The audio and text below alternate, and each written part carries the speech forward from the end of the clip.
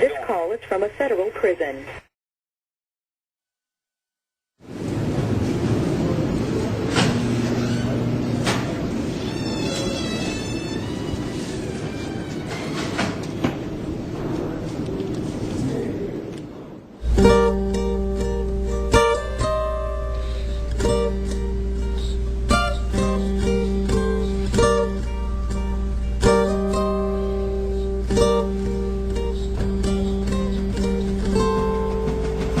I was raised to believe that the American dream was about pursuing happiness. As much as I hate to admit it, my happiness occasionally counted on the freedom to consume various substances. But it was the legal substances that changed my life forever. Now I question the motives that go into creating our modern drug laws, and the people who have been elected to protect us have become some of the people I fear the most. And when it comes to drugs and alcohol, just say no. We have allowed the government to declare a war on drugs because the majority of Americans haven't known any better. And they haven't really understood that all of this is a massive deception. It's a massive profit scheme. We must wage what I have called total war against public enemy number one in the United States, the problem of dangerous drugs. They can't even keep drugs out of the prison system. You know, they have guys in prison that ODs and things of that nature, even in the home. What's happening here in America is that our government is inadvertently supplying the hard drugs to the people in this country. Then they're putting the people who use them in this country in jail. Fixated on terror, most Americans have forgotten they are fighting another war. Watch a nigga say, "So a eyeball" back to your mama's Sunday day, crying. But from its inception, the drug war has become the longest, most costly and destructive war in American history. The drug war is a perfect continuing example of why we will never win the war on terrorism. Because it captures the ineffectiveness of the U.S. government, and it captures the fact that it's being used against poor people and not against the people who benefit most from drugs, which are the bankers that launder the money. We don't send nicotine addicts to jail, and we don't send alcoholics to jail. We shouldn't send drug addicts to jail. Oh my God, do you mean they'll legalize marijuana and you can buy heroin at 7-Eleven? People have to realize that most of our history, we didn't have federal laws against the use of drugs. $50 billion a year at the local, state, national level, clogging our courts year after year. I mean, people fighting the drug war need to articulate that what we're after is not blanket legalization, but decriminalization. Why in the world do we have millions of innocent young people wasting away in prison when the big people who are committing these huge, atrocious crimes are getting away every day? My own personal opinion, I think the jail cell is better than the rehab.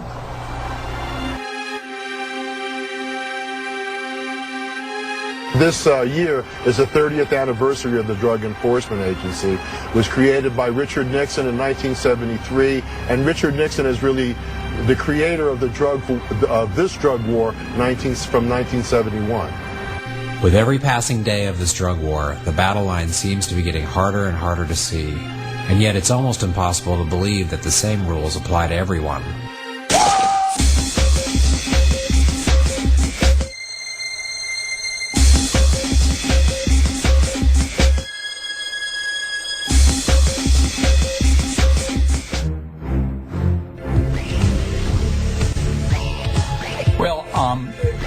A lot of us are very uncomfortable with this notion of a war on drugs. So what we attempted to do was articulate a very different concept, which was viewing the drug issue as a cancer affecting American communities. So you used the wrong word. You said war. If this is a war, we would have solved the war and won the war. This is the greatest country in the world. When we go to win a war, we win it. We got more drugs today than we did 10 years ago, and that's got to tell you that there is something bigger that's not being shown. In 1972, when Richard Nixon started the war on drugs, the federal budget allocation was $101 million. Going into fiscal year 2000, the federal budget allocation was $20 billion. Yet there were more drugs in the country in 2000. They were of better quality and they were less expensive than they were in 1972. What's wrong with that picture? We arrested 14 people targeting high schools selling heroin. We almost totally eliminated the production of coca. The drug warriors love to talk about illegal drugs, but what drives the motives to legalize certain harmful and equally addictive substances? Money. Money controls this whole movement. You have a group called the Partnership for a Drug-Free America. Well, first of all, of course, we don't have a drug-free America, never have, never will. But who are the funders? Who are the main funders, source of funding for the Partnership for a Drug-Free America? Of all things, the tobacco industry and the alcohol industry. They are drugs. They are mind-altering, sometimes addicting drug-free America indeed. But why do they do that? They spend huge money to reinforce the distinction between legal drugs on the one hand and illegal drugs on the other.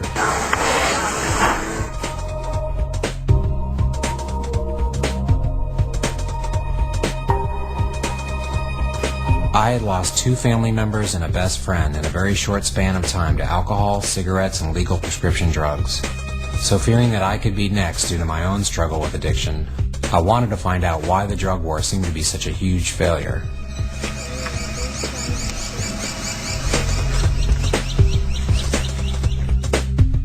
When Nixon started the drug war, I was far too young to understand its implications. Living in white Texas suburbia, growing up in the 60s and 70s, I consider my childhood to be pretty average. An older sister and brother, a stay-at-home mom, and a father who ended up being a top executive of a big corporation. For us, the drug war was something that had no bearing on our lives, and even though my parents were both heavy drinkers, they never crashed a car, never lost a job, never missed a mortgage payment. On the contrary, my parents were pillars of responsibility, symbols of the post-World War II generation who had earned the right to live and drink the American dream. There has never been a society in the history of mankind, as long as mankind has walked the face of the earth, that has not had some form of mind-altering, sometimes addicting drug to use, to misuse, to abuse, or even get addicted to. Unfortunately, my brother Kurt didn't inherit my parents' ability to drink hard liquor, and when combined with some of the illegal drugs that the other members of his rock band used, he would often become violent. When I was about 6 years old, Kurt gave me a hit of acid, promising me that I would see green monsters. You get down, man, with the LSDs, man, and the cocaines and the marijuanas and diet pills, you know, and start controlling your mind, start controlling, you know, other things in the atmosphere because of your intoxication results, you know. As it turned out, it was only an allergy pill, but shortly after, Kurt's behavior landed him in the state hospital, where all the doctors convinced my parents that acid and marijuana had caused my brother to become a paranoid schizophrenic. The drug problem is devastating to a lot of people. Drugs do not discriminate, they do everybody. When Nixon created the DEA, they started the National Drug Scheduling. Schedule number 1 being the most dangerous drug with 0 medical value, down to Schedule 5 being the least dangerous with medical value. We all know what happened to Nixon's history, but we all know that he used the demonstrators to divert attention from his illegal bombing of Cambodia. Look at the context in which these drugs erupted into the culture in the 60s. We were conducting a vicious war in Southeast Asia. Where did this policy come from? Unfortunately, I have conducted an inquiry into this, and I have determined that drug prohibition laws came for reasons of racism, empire building, and ignorance. I mean, in Nixon's mind, I think drugs were associated with not liking Nixon.